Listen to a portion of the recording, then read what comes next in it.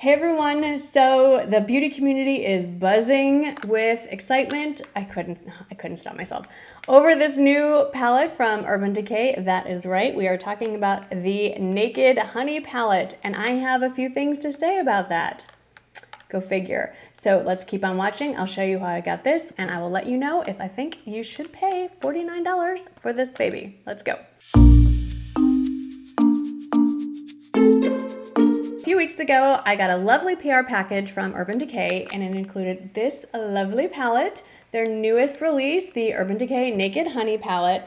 And this is the first palette that they've released in quite a while that I'm actually pretty excited about. Here you go, the standard packaging, the standard size shape and all that. It's 12 shades. It comes with a brush. This is a rather unique color palette in that it's warm. It's definitely warm. It's on the neutral side, but it's more golden amber. It's not red, orange. It's not plummy or bronzy or any of the other incarnations they've come out with. So let me share with you first my concerns when I first saw this. Some of their previous releases, particularly the Naked Heat, I really didn't care for because once you started putting the colors on your eye, they all blended together, at least as far on my face, into a muddy mess. You couldn't discern individual shades very well. I think you can see on my eye, you can definitely see there are two different shades on my eye. The colors are all in the same tone, but they don't blend into one shade. They are very unique colors. I also feel like you can get very distinct, different looks using all these shades. You can actually go for an all matte look with this palette, which is something I haven't seen come from them in a while. I like that there are some really unique, not quite dupeable shades, like Keeper, like HBIC. There are similar palettes out there. No, that's not true. There are palettes that have similar tones, but is there an actual palette out there that you can say this is a dead-on dupe for it? Not quite. Before I want to recommend you run out and buy something, I started to look through what I already had. So to me, the color scheme in this palette seems very autumnal. I mean, honey isn't actually what comes to mind. I think of more of the color of the leaves, maple leaves in particular, when they change color. So this isn't going to be 100% the same, but the closest I had in my actual collection was the Anastasia Beverly Hills Modern Renaissance palette. So bear with me here. You can see, obviously it's not going to be 100%, but you can see there's burnt orange comes up.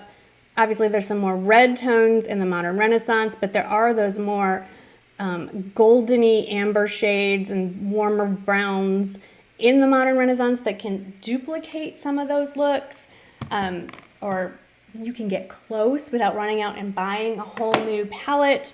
Soft Glam from Anastasia Beverly Hills also has quite a few overlap similar options as well if you just like that general color family. This one is a little more of a reach, but very autumnal to me. The middle column in the Milani Bold Obsessions palette, the middle column, and then that one on the bottom there, this shade right here, also has similar tones and is a much more friendly, it's very metallic and reflective there, sorry about that, but very autumnal color scheme, very budget friendly. If you do want to run out and buy another palette, this is what happens when I do my research. I wander around Ulta, Sephora, department store makeup counters, kind of looking to see what else is out there with no intention of buying anything. I was in Ulta looking for similar options. ColourPop and Juvia's Place have two palettes that are similar, but then I saw this one from Too Faced. It's the Gingerbread Extra Spicy. They don't have that mustardy yellow that is so pretty in the Naked Honey palette, but they do have a lot of the autumnal tones here. I bought this one. I'm not having buyer's remorse. I think this is a beautiful palette. I've only been able to swatch. I really haven't worn any of the shades yet, but there's a mini palette version of this one, a Hot Buttered Rum palette. I had it in my hand, and then I saw this one and thought, oh, maybe I should just spring for the bigger one. I really should have bought the Hot Buttered Rum palette. I think for day-to-day, I would have used those shades more often. This has nothing to do with the Naked Honey review. I'm just saying those are more everyday shades, and even though I'm not going to get as many as this one, I would use them more. That's an aside, just saying if you're looking at that one. My point is, if you don't want to run out and buy a whole new palette for $49, you can absolutely get similar looks with some of those palettes if you already have them. However, originally I had said, and I even said this to the store manager at Ulta, I don't know that I would have necessarily bought this. I'm glad I was gifted it because I'll absolutely use it, but I'm not sure if I would have run out and bought this myself. Having said that, using it a few more times, coming up with a look like this, I actually would. I would definitely use this over the Naked 2, over the Naked 3, over the Naked Smoky. This is a very user-friendly palette, and what I like about this is I can see all kinds of age ranges using this. Obviously, you can get real exotic and editorial with it. You can get it really toned down, matte looks only with it, and everywhere in between. So I've talked a lot about, obviously you know how I feel about it, but I want to show you how I got this look. So let's go through that, and then I will give you my final thoughts. I'm just going to slap on what I would do if y'all were not sitting here watching me. Just a quick everyday eye.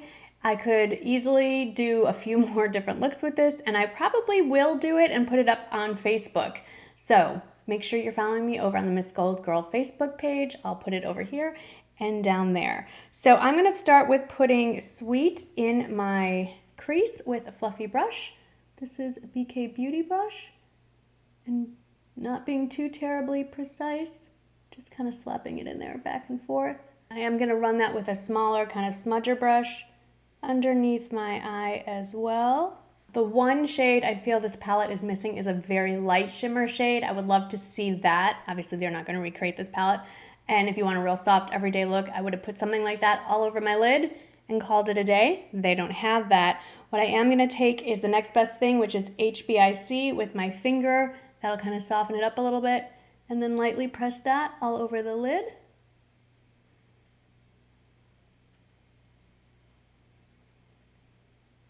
I'm not going all the way into the inner corner, kind of leaving that area free, and I'm letting it go up onto the crease too. I'm taking the brush that came with the palette and I'm just kind of sweeping it with both the tip and the side and smoothing out those edges. We could stop there, but we know how this game goes. I'm gonna go back with Queen, dip just the tip of my brush in there and tap that in the outer third. And pull it up just a little bit into the crease. Then I'm going to use the flatter, smaller side, dip into the first shade Flyby, that ivory shade, kind of carve out a little bit of a highlight. There is a little sheen. They say it's matte. I see a sheen. We're going to blend that in a minute. I'm going to pop it over here too. And I'm also going to pop it into that inner corner, pull it up into the lid a little bit.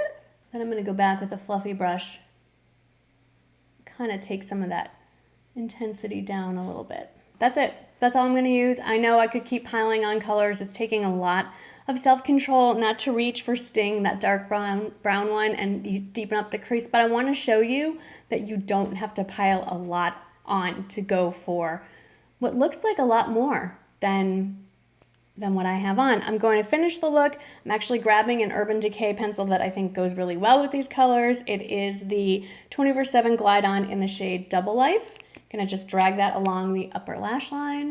I'm gonna slap on some mascara and then we'll come back for my final thoughts. So here we are, the final question. Do I recommend that you go out and buy this? This is always really tough for me because, you know, basically it's $50 and it's not just like a drugstore palette that, okay, $9-10. Either way, if you don't love it, it's not the end of the world, or even $20. It's still $50. So here's what I'm thinking. So figure you're watching this because you're a makeup collector and you love makeup. And if you love collecting naked palettes, you're probably gonna buy it anyway, no matter what I say. So there's that. I will say, having swatched all 12 and played with it, there are no duds in this one. The palette is on its own, as a standalone palette, is a good palette. I think it is worth the $49. That being said, I know I'm being wishy-washy, but I feel there's a responsibility in telling you whether or not you should spend your own money.